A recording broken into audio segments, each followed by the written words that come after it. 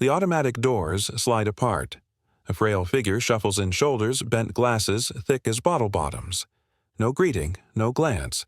The lights are bright but cold, spilling across polished aisles that feel more sterile than alive. Colby Trent barely lifts his head. A flick of the eyes, then his attention sinks back into the glow of his phone. Harlan West stops at the laptop display, finger resting on a tag. $849. "Excuse me," his voice carries a worn edge. "This one. For my grandson. 16. Needs it for school."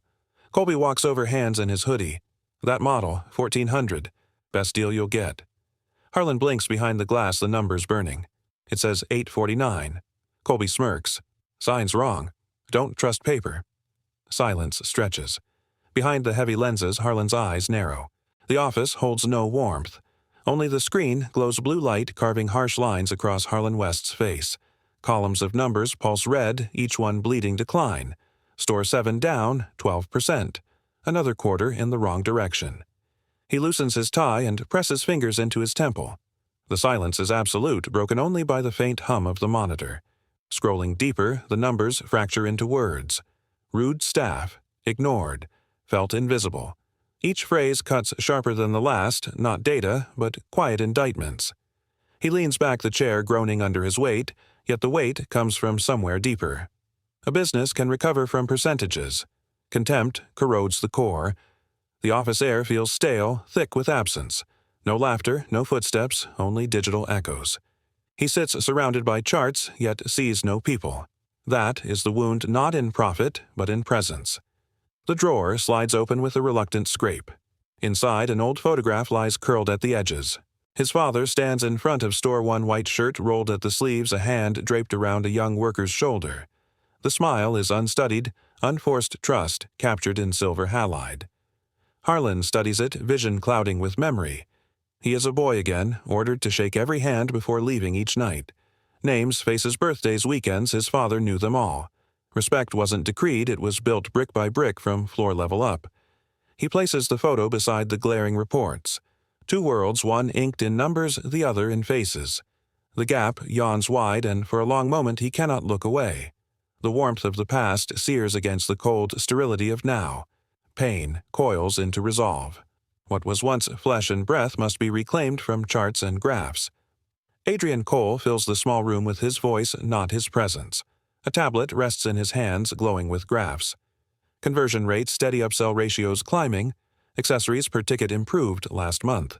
His words run smooth, measured, precise statistics dressed as certainty. Harlan interrupts low and cutting.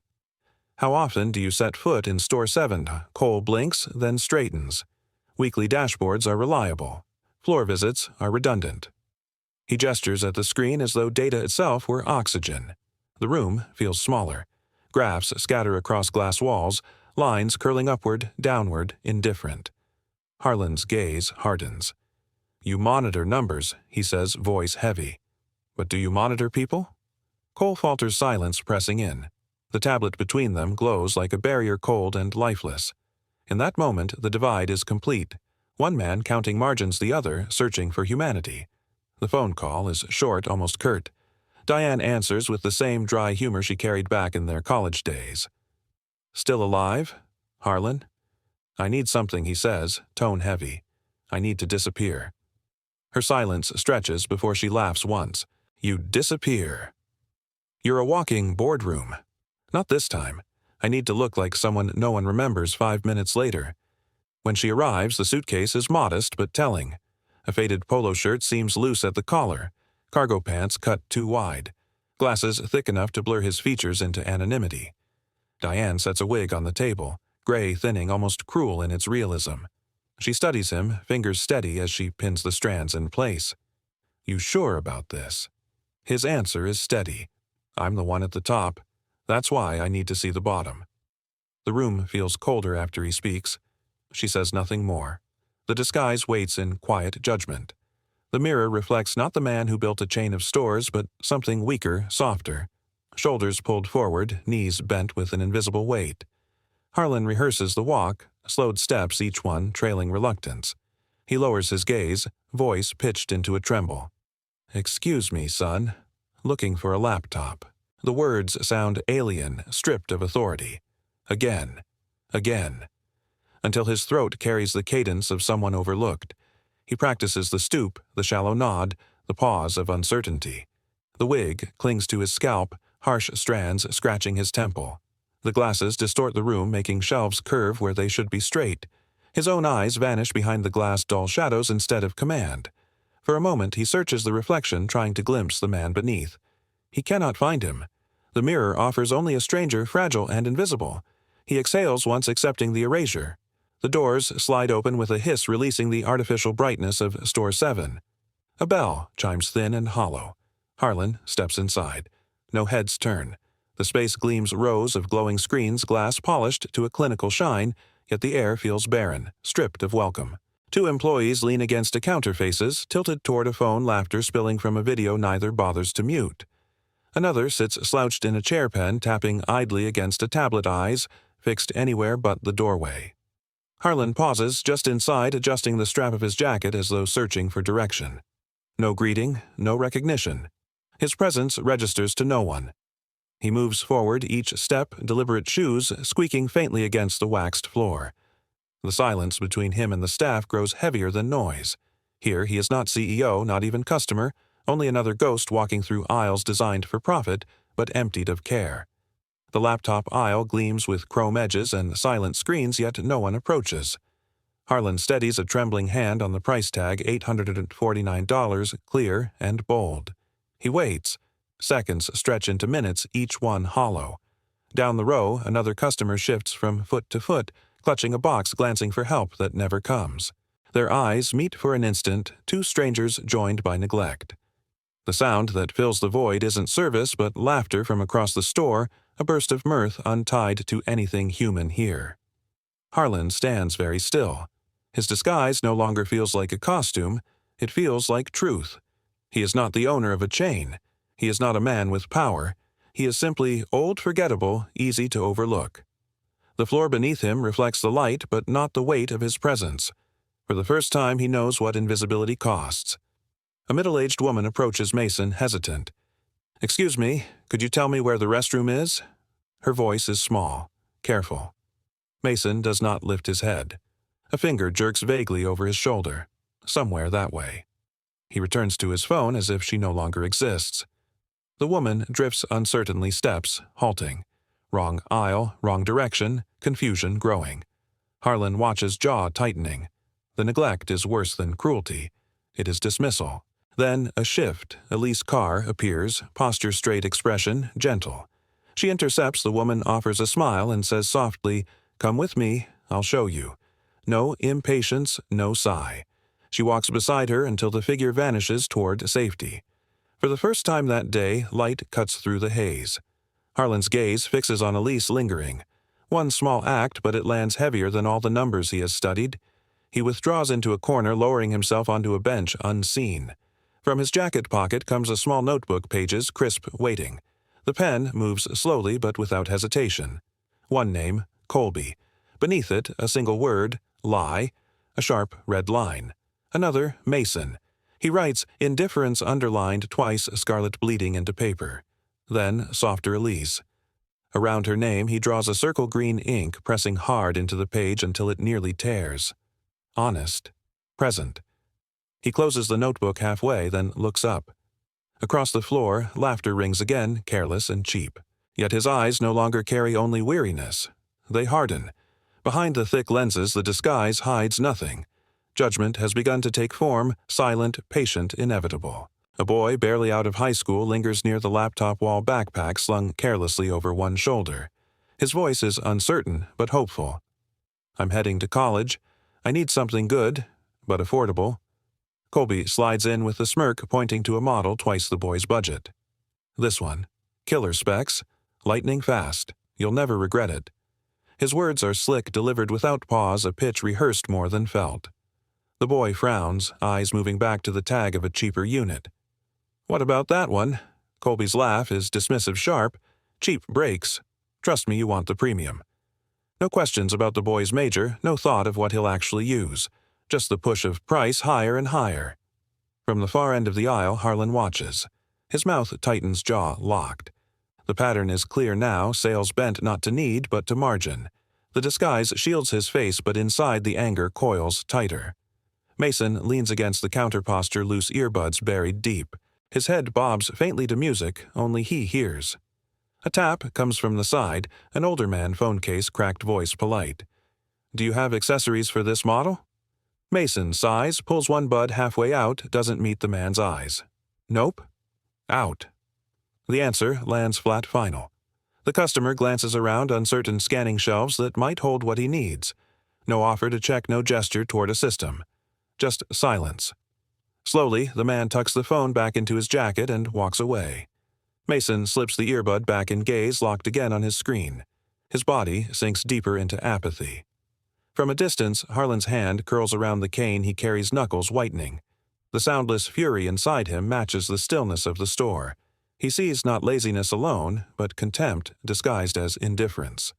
The door opens to a slower rhythm. An elderly man enters, gait, uneven shoulders stooped from an old injury. His jacket is worn, edges frayed. He clears his throat near the laptop's, voice soft. "I just need something simple. Cheap. I want to write my memories." Elise appears without hurry yet with presence. She asks questions gently about budget, about what matters most. She doesn't rush. She listens. Then she leads him to a modest machine, solid but unpretentious. "This one will do what you need. Nothing extra, nothing wasted." The man studies her eyes, moist. A smile pulls at his lips as he takes her hand. His grip is firm, grateful. "Thank you. Few people mean it like you do." Harlan, watching from across the floor, feels the moment strike deep. A handshake, simple and unadorned, carries more truth than all the charts on his desk. It lingers, breaking through the cynicism like a crack of light. She approaches the counter with hesitation, a slim box clutched against her chest. The headphones are cracked at the hinge wire, frayed. They stopped working, she says, voice edged with hope. Colby plucks them from her hand, turning them over, once lips curling. "Cheap gear? What did you expect?" His tone drips with disdain, as if the fault lies not in the product but in her choice. He doesn't scan the barcode, doesn't check the warranty, doesn't bother with the system at all. A judgment delivered in seconds, final and dismissive. Her cheeks flush, red eyes darting sideways. She mutters under her breath, words cracked with humiliation. Never coming back. The headphones remain on the counter like discarded trash. She vanishes through the door, anger and shame trailing behind. From a quiet corner, Harlan marks another stroke of red beneath Colby's name. The ink cuts deep into paper, echoing the contempt he just witnessed. The same older woman returns, hands trembling at her sides, eyes clouded with uncertainty. "I'm sorry," she whispers. "Could you remind me again?" The restroom. This time, it is Elise who bends slightly, lowering her gaze to meet fragile eyes. Her smile is calm, without condescension. "Of course. Let me take you." She doesn't point. She doesn't wave vaguely into space. She walks alongside, step for step, guiding gently through the maze of aisles until the woman steadies at the correct door. At the threshold, the woman catches Elise's hand, grip trembling but sincere. "You're kind.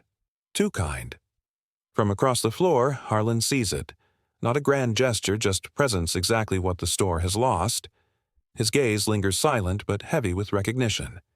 The spill is sudden. A paper cup slips from a boy's grip, soda splashing across the polished floor. His mother gasps, flustered, dragging him closer, whispering apologies. Mason glances at the spreading liquid expression, sour. "Not my job," he mutters, turning his back.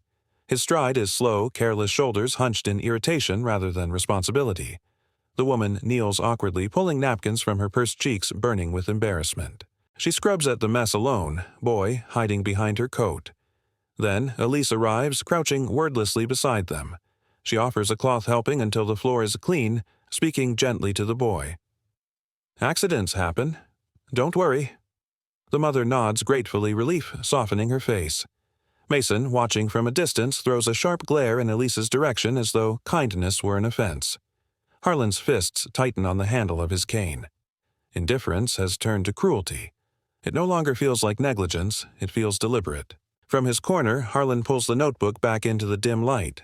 The pen hovers, then strikes. Under Mason's name, he carves another mark, thicker, darker, pressing deep into the paper until the tip nearly tears through. The weight of contempt is measured in ink. He shifts to Elise, the page softening under his hand.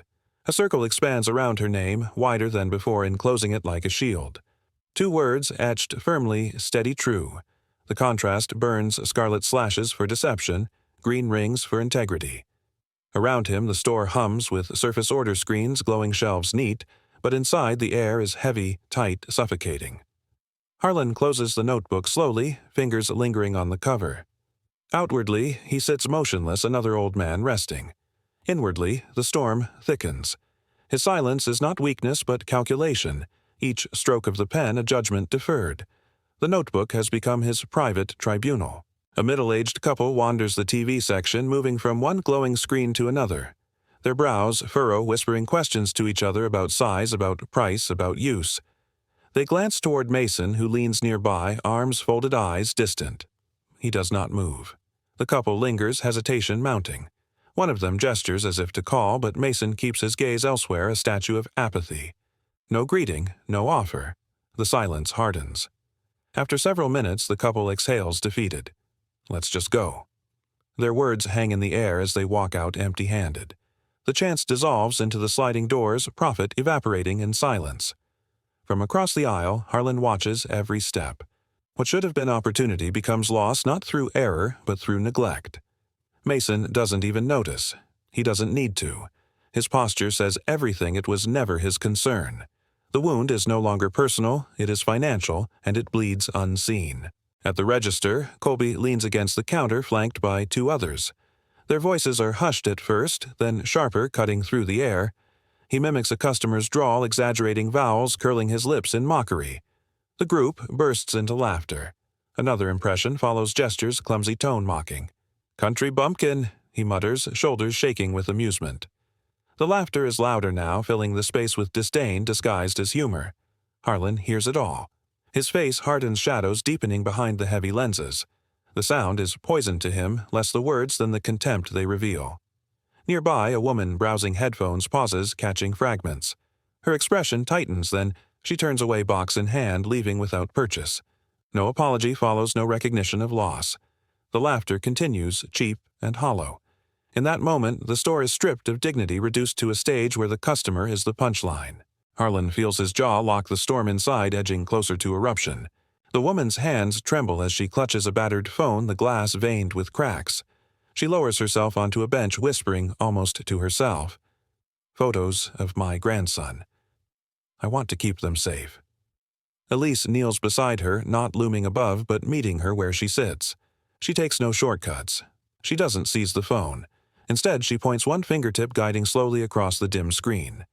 "Here, press this. Now, this one. That's how we save them. Step by step, patient as stone." The woman leans forward, eyes narrowed with concentration, trying to keep up. Elise repeats each step without irritation, her tone steady, warm. Minutes pass, but she never rushes. At last, the task is done. The woman exhales, eyes glistening. She presses Elise's hand with her fragile fingers. "Thank you, girl. You don't know what this means." Her voice trembles with gratitude, as though a weight has been lifted. From across the aisle, Harlan watches. A scene too simple for profit margins, yet profound enough to pierce the silence of the store. In 2 hands, shaking together, hope lingers. Harlan retreats to a quiet corner, a shadow among bright aisles. The notebook emerges again, pages scarred by earlier marks. His pen scratches new words. Colby, lies. Mason, indifference. Elise, truth. The ink bleeds heavy where his anger presses hardest. He underlines, circles, categorizes, silent verdicts written as if the page were a courtroom. His hand stops midway, fingers stiff. For a moment he sees not the store, not the shelves, but his father's face framed in memory. The voice echoes, "Respect is built from the floor up." The notebook closes with a muted snap. He stares at nothing, breathing slow, jaw set. Around him, the laughter of employees rises faintly again, but his focus doesn't waver. The disguise masks his identity, yet the truth is forming sharper, heavier. A confrontation is no longer a possibility, it is inevitable.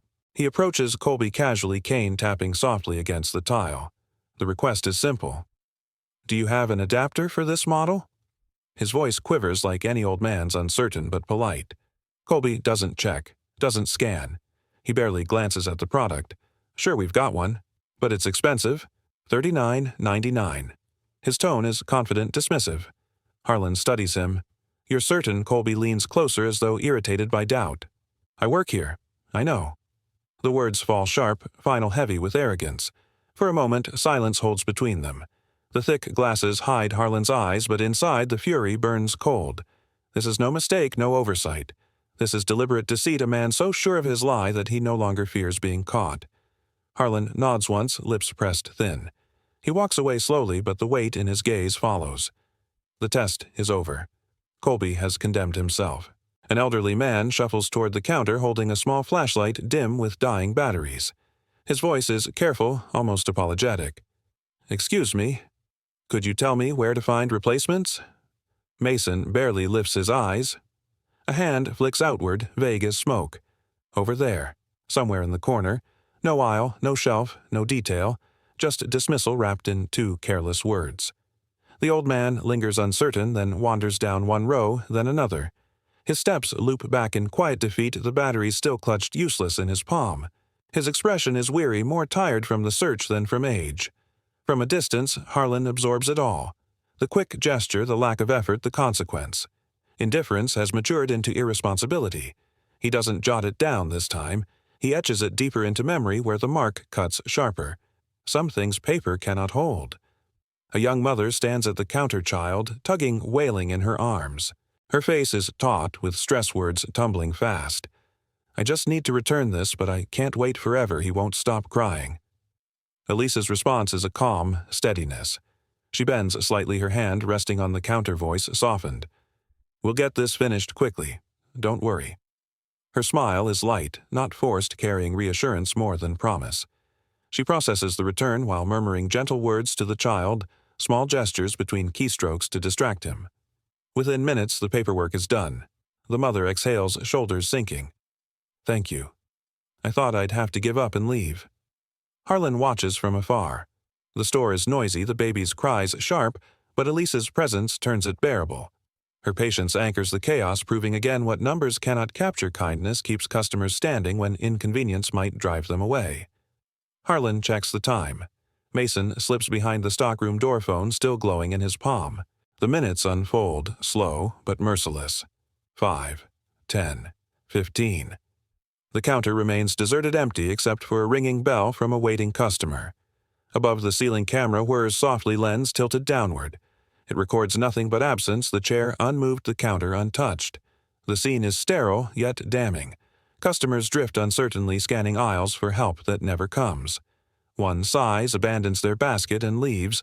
Another lingers, patience thinning before slipping out as well. Revenue evaporates not through competition but through neglect left unchecked. Harlan stares at the vacant counter, his cane pressing hard against the floor. This is not fatigue, not even laziness. It is abandonment, pure and absolute. Mason's absence fills the space heavier than presence could. The silence itself is indictment. An old man stands at the counter, posture fragile, cane in hand. He waits, patient but weary, a box tucked under his arm. Colby sits a few feet away, phone glowing in his palm. His thumbs move fast across the screen, head bent low. The customer shifts once, twice, clearing his throat gently, but the silence holds. No acknowledgement, not even a glance. At last, the man exhales, shoulders sagging. He mutters something under his breath, too soft to hear, and walks slowly toward the exit. His purchase, his loyalty, his trust all vanish in that quiet retreat. Colby never looks up. To him, the moment doesn't exist. To Harlan, watching from across the floor, it is everything. His jaw tightens, teeth grinding behind a mask of stillness. He sees more than negligence. He sees the company's name eroding grain by grain under Colby's indifference. In the TV section, a couple stands uncertain before the glowing wall of screens. Their voices are low, unsure. We mostly watch movies. Not much sports, just something good enough. Elise approaches, tone calm, free of pressure. She asks questions, listens closely, then gestures toward a mid-range model. This one will suit your needs. It saves you a few hundred. You don't need more unless you want it. The couple looks at each other, then back at her. Surprise flickers first, then relief. The husband laughs quietly. You're the first one who hasn't tried to push us into the most expensive option. Their gratitude is plain etched in their faces. They leave smiling not only with the purchase but with trust. Harlan watches, noting again how rare honesty feels in this place. In her restraint lies strength. While others chase margins, Elise plants loyalty. Harlan approaches Mason, his voice soft, casual, as though lost. "Could you tell me more about this model? I don't quite understand." Mason sighs a long, audible wait. He leans against the counter, words clipped. "It's fine." Does what it does. His tone is flat, stripped of care. Harlan presses gently, feigning confusion. "Are you sure I'd like to know before buying?" Another sigh, louder. Mason shakes his head. "I already told you. That's all there is. No motion to check the system. No effort to clarify. No eye contact, only irritation, as though the question itself were an insult." Harlan holds his gaze even if Mason never meets it. Behind thick lenses his eyes harden. This is not tiredness. This is contempt, sharpened to its final point. Mason has stripped the job of its purpose, hollowed it out to bare minimums. Harlan walks away slowly, but inside his decision is complete. A young man pushes a cart through the aisle, scanning shelves with the restless urgency of someone short on time. He pauses, looking left, then right. No one approaches. At the counter, Colby is bent over his phone. Mason slouches with arms crossed. Elise is already helping someone else. The young man lingers, shifting his weight, waiting for a voice that never comes. His eyes skim the space one more time. Bright screens, polished aisles, but no help. At last, frustration carves lines into his face. He abandons the cart beside the display products rattling inside and strides toward the door. Elise glances up just in time to see him vanish. Her lips part in regret, as though an apology might still catch him, but he's already gone. From his shadowed seat, Harlan writes again. The notebook absorbs another red stroke, the ink biting through paper. Loss not only in courtesy, but in revenue. Each abandoned cart is more than profit lost. It is reputation bleeding quietly onto the floor. 2 customers converge on her at once. One asks about a speaker system, gesturing with eager hands. The other holds a receipt, voice edged with impatience, warranty claim. "I don't have all day." Elise steadies herself, posture firm but gentle. "I'll be right with you," she tells one, then turns to the other. "Please give me just a minute. I promise you won't be left waiting." Her tone is calm, precise, never hurried.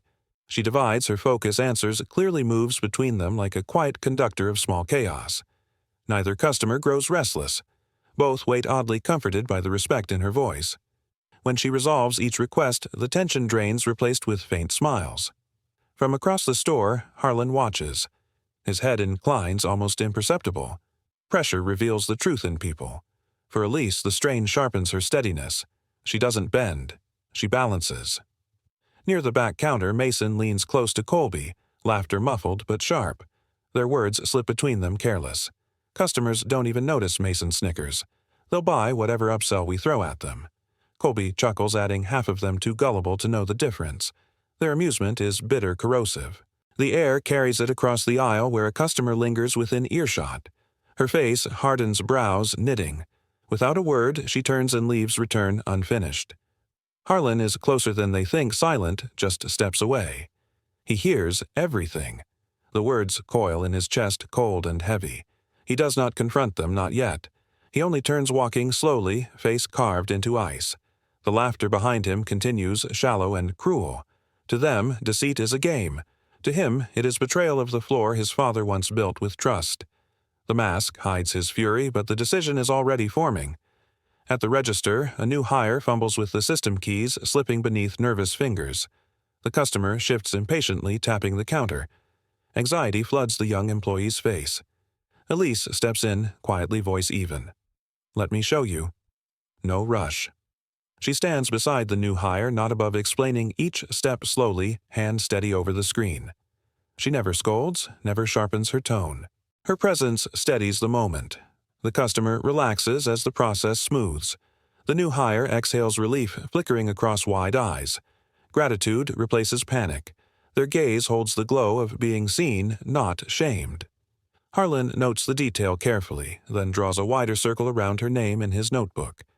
The ink presses deep, enclosing her in green, as though crowning her in quiet approval. Elise doesn't just serve. She leads, and she does so without needing to declare it. The voice rises, suddenly slicing through the hum of electronics. A middle-aged man storms to the counter, receipt in hand. You charged me more than the sign said. This is wrong.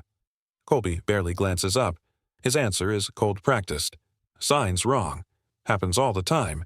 His tone holds no apology, no attempt to mend. Just dismissal. The man's face reddens, his hand tightening around the paper. Unbelievable. He spits the word, then slams the receipt down before walking out, curses trailing under his breath. The door shuts hard behind him. Colby shrugs, already turning back to his phone. To him, the loss is nothing. From across the aisle, Harlan exhales through his nose, sharp and controlled. The sound is quiet, but it carries the weight of rage pressed into silence. Deceit no longer costs just dignity. It costs customers in plain daylight. A woman, mid-50s, approaches Mason again, hesitant. I'm sorry. Could you remind me where the printers are? Mason's patience snaps. His voice lifts sharp enough to cut the air. I already told you. Why ask again? The volume echoes through the aisle, drawing heads. The woman recoils, face burning. She mutters an apology, retreating quickly toward the wrong section. Around her, other customers exchange glances, murmurs rising like static. Elise turns from across the floor, her eyes finding Mason's. Disappointment floods her gaze, quiet but damning. He notices, but doesn't care. He leans back against the counter, jaw set in arrogance. Harlan watches in silence. This is no longer private neglect. Mason has turned contempt into spectacle, corroding the store's image in front of witnesses. The damage is public and irreversible. The car door shuts with a muted thud. In the still cabin, Harlan pulls the wig, free gray strands collapsing into his lap. The thick glasses follow, set carefully on the passenger seat. The mirror above reflects not disguise, but fatigue. Deep lines cut across his face, eyes clouded with anger, restrained. The notebook rests inside his jacket, but he doesn't open it. He doesn't need to. Every name, every failure, every flash of cruelty has carved itself into his memory. He grips the wheel knuckles, pale against the leather. A call connects. His voice is steady, iron in tone. Clear my morning. Meeting. First thing. No explanations, no context. Just command. The line goes dead. Silence fills the car, broken only by his breath. The day has ended, but the reckoning has already begun. Morning light falls harsh across the conference room, fluorescent and cold. Adrian Cole sits with his tablet, glowing charts neat in rows. KPI stable, upsell rising, nothing alarming. His words are smooth, confident. Harlan leans forward, voice low. I visited Store 7 yesterday. Not as myself. He places the worn notebook on the table, its cover scarred with ink. Cole blinks confusion, breaking his polish. Without a word, Harlan taps the laptop before him. Footage rolls across the screen. Colby slouched, scrolling endlessly, a customer waiting unseen. Mason vanishing into the stockroom, 10 minutes 15, never returning. The silence is absolute. Cole's mouth opens, but nothing comes. The numbers he carried are ash against the images before him. Harlan's voice is measured steel. Data doesn't lie. But it doesn't tell the truth either. I saw the truth. The air thickens. The reveal is complete. The store floor is a crowded hum of routine, broken by a sharp announcement. Colby and Mason step forward, called into the manager's office, but find Harlan standing there instead. No stoop, no disguise. His back is straight, his eyes unmasked. Colby freezes. Recognition shatters his casual grin. You're Harlan, cuts in, voice deliberate. Harlan West, the name on your paycheck. The words fall like weight against stone. He faces them, gaze unwavering. Yesterday, I asked for a price. You lied to me. He gestures, and on the screen behind them, footage plays Colby's smirk, Mason's long disappearance, customers walking away. Employees gather, customers glance curiously, silence swelling into judgment. Harlan does not raise his voice. He doesn't need to. You ended your place here yourselves. The verdict lands cold and final. No debate, no appeal. Justice delivered, not shouted but carved in stone before witnesses. Elise enters hesitantly, her break barely over confusion, shadowing her face at the sudden summons. Around her, the room is tense, colleagues gathered with wary eyes. Harlan stands at the center, his voice steady and stripped of ceremony. This store needs leadership. Someone who listens. someone who stands with the customer. Her eyes widen. I'm just a floor worker, nothing more. His reply cuts through her doubt. From today, you lead this team. Skills can be taught. Decency cannot. His gaze never wavers and the silence in the room deepens. From the back murmurs rise skepticism disguised as whispers. Caleb, young and restless, smirks openly. Her? Running this place? That's a joke. A few chuckles ripple thin and nervous. Harlan doesn't answer him. Instead, he looks only at Elise. His words are quiet, but heavy as iron. Prove them wrong. Show me. The weight shifts onto her shoulders. Not a title, not yet respect, but expectation. The challenge is sharp, immediate, and the room waits for her answer. The staff gathers near the counter, uncertain. Elise stands at the front, hands clasped, voice shaking at first but growing steadier. From this moment, no customer is left alone. No one is ignored. Her words hang in the air. Caleb leans back, earbuds tucked, deep eyes fixed on his phone. Defiance plain. She stops her gaze, fixing on him. Caleb. The name lands clear, but he doesn't respond. Silence spreads taut as wire. The others shift, tension rising. Again, she speaks firmer. Still nothing. Then Harlan steps forward from the edge of the room. His voice is low but final. You're finished. This isn't a place for ghosts. Not anymore. Caleb stiffens, disbelief on his face, but no words come.